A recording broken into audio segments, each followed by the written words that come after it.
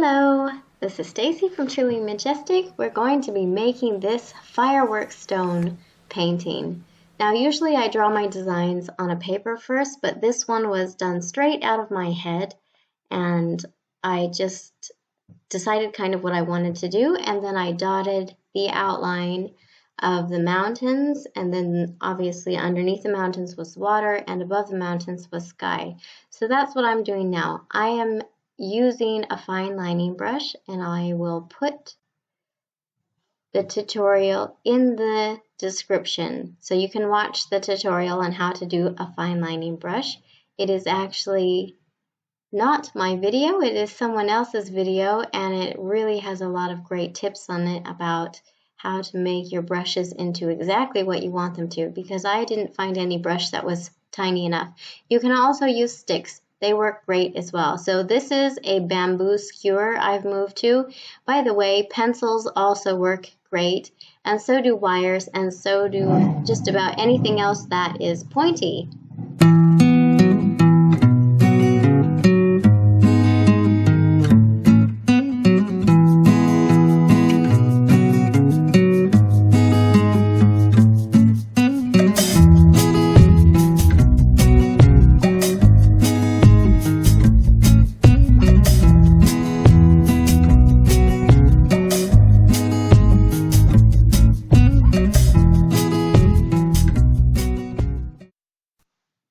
Alright, now that I have my mountains done, I'm just going to be dotting around some stars into the sky, and then we'll move on from there. By the way, you guys, I use Crafts for All paint, and I know you can get these on Amazon in America and in the UK, but I don't know about the rest of the world. They are just a really thick acrylic paint, and I always have to water them down to make them drippy enough to do the dots. So you can use this paint, you can use any other paint. I'll put the link in the description.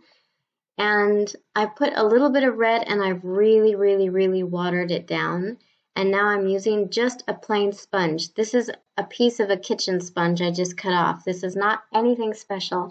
And I wanted it really transparent, and I'm gonna put the firework right in the middle of this. So that's kind of like the light in the sky, that halo of red around the red firework that I'm gonna be putting in. I also did the same thing with blue. I put a little dot of blue, and then I watered it way down so it was really transparent, and then also dabbed it on with my sponge. And by the way, between each one of these, between the stars and between putting this halo of colors on, you need to make sure your paint is completely dry, or you'll be smearing your stars everywhere. A hairdryer works really well for this. I've made my red a little bit thicker now, and I'm going to be kind of putting a really thick dot on the outside of where I want my firework and then dragging it inward. So I want a really thick kind of blob of paint, and then I'm pulling it down and inward so it looks like it's bursting out. On the hindsight, the paint that I used was a little bit too drippy. I probably would have made it a little bit thicker, but it worked out okay. And I'll do the same thing with my blue. I will put a dab of blue and water it down, and then put it kind of in that blue haze that I've made. And since I'm not using very much, I always have paint in the caps. So I've actually just watered down what I had left in my cap to use for my blue firework. I hate wasting paint, and it works really great because it's a little tiny, easy to hold thing.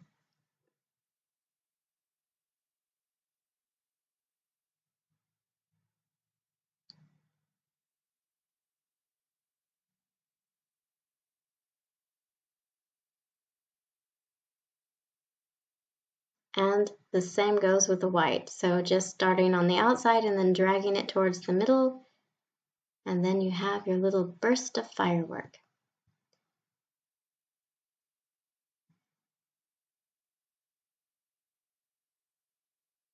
Now, to let these dry, I'm going to be moving on to the mountains, and I put 2 shades of greens for mountains, and I'm going to be dotting along. I'm trying my best to dot along in a nice line, and again, you can use a little wire, a bamboo skewer, a pencil. Or if you have dotting tools and you're into fingernail art and those kind of things, you can use a dotting tool. But if you don't have a dotting tool like me and you don't want to spend the money to buy one, you can just use anything that you have at home that is sharp and pointy. So again, I've watered this down and now I'm making dots. I'm going, if you can kind of see, I'm trying to make the dots flow by starting in the center and then dotting back to where it ends. So it's flowing up and down, because when you start, the first dot's always bigger and then you keep dotting down, the last dot's always the smallest. So to make that flow and not look like big waves, we've kind of made it flow up and down by dotting one direction and then giving a gap and dotting the opposite direction to touch where we finished dotting the first time, if that makes any sense. Alright, moving onwards, I am now kind of swiping my paint. So it's the same paint, I start at one side and then just kind of drag it to swipe it down. And I want my mountains to be a little bit different. So the middle one's going to be dotty, sorry about that, dotty. The ones on the sides are going to be swipey with some dots in between the swipes. So I'm going back and forth with these swipes, one direction and then the other direction, and then I'm going to change the color of my paint and use a bit of a darker color and finish off my dotty mountain and also dot in between my swipes. It's best to let your paint dry. My dotty mountain is pretty dry now because this paint dries really fast, but the swipes took a lot longer to dry, so a hairdryer is also very handy on these projects. And we will continue on to the water in just a little bit. Moving on, that's my favorite word, isn't it? Moving on, we're doing water, and for all of the water, I am just swiping back and forth randomly here and there to make it look like nice waves. And then after this dries, we will go back after it dries and put a white highlight on all of these little swooshes to make it look kind of more wavy, because at the moment it looks a little bit interesting, but it still looks a bit boring, so we're going to add some excitement to it.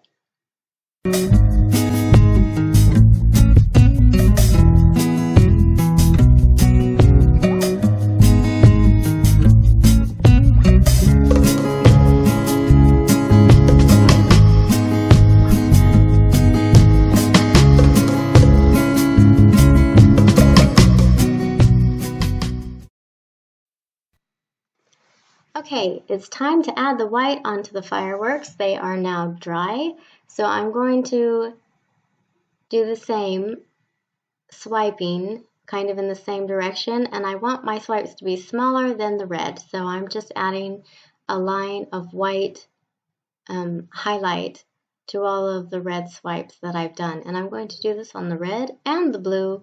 And for the white, I chose to do some gray to give it a little bit more of depth, because at the moment it just looks a little bit dreadful. So I added some gray into it to give it some depth.